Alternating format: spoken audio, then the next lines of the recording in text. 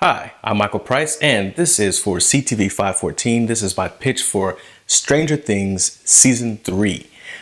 So I'm going to get right into it. Here's where we are. Episode 302 is the one I chose to do. There's a specific scene that I want to do. The premise is this. Barbara has returned.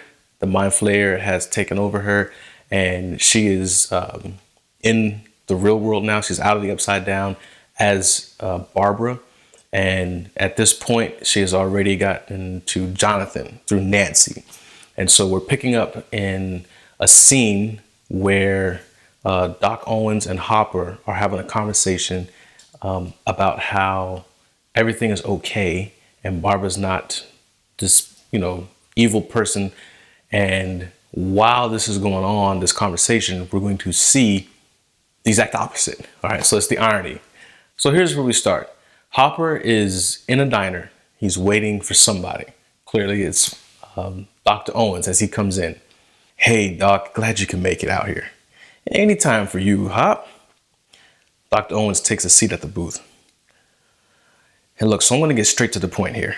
There's a beat as Hopper looks around to see if anyone is listening in. And kind of softly he says, I think the gate has been reopened. I got this gut feeling that Barbara isn't really Barbara.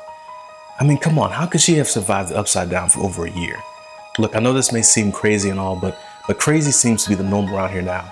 Hopper, look, let's not jump to such conclusions.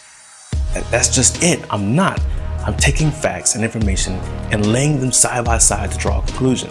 Something's not right. So while Hopper is saying that something's not right, during this line, we're going to see Jonathan and Barbara in the car, and they're driving through the city, which is right outside of Hawkins, the main town, the main city.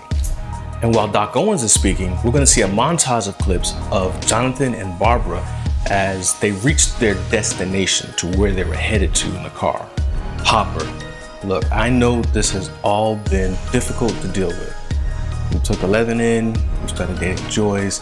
Now you've been with your boys, trying to build a relationship. Let's face it, you're getting consumed with all of this. The gate is closed. You of all people should know this as you were there. 11 is the only one that can open the gate. And Barbara, I don't know how she did it, but she did. I mean, even Will was in there for quite some time, remember? That was a few days, Doc.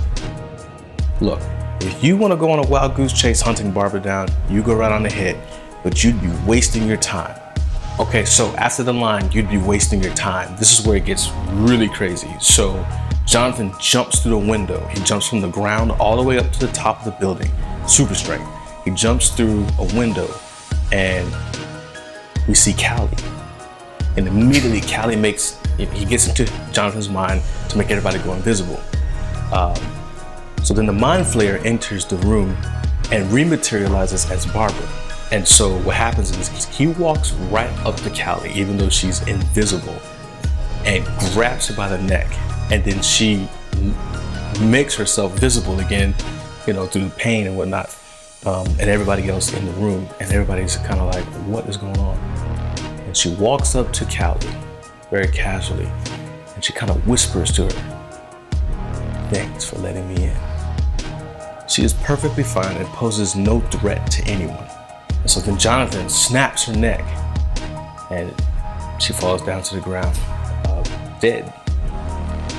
Yeah. And when she falls, the camera kind of follows her and her eyes are still open. And we see them dilate. Callie falls to the ground dead, eyes open amidst a storm from the Mind Flayer inside the warehouse that destroys everything within it and kills Callie's gang. This is where we fade to black. All right, so I chose this particular scene in episode 2 because I wanted to show the true nature of Barbara and Jonathan, and the Mind Flayer through them.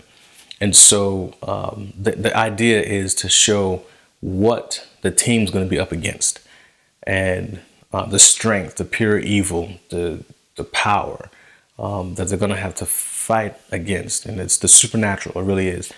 And so I skipped over episode 1 because I really wanted to show that essence of the Mind Flayer. So that's my take on season 3. So we'll see how things turn out. Thanks for watching.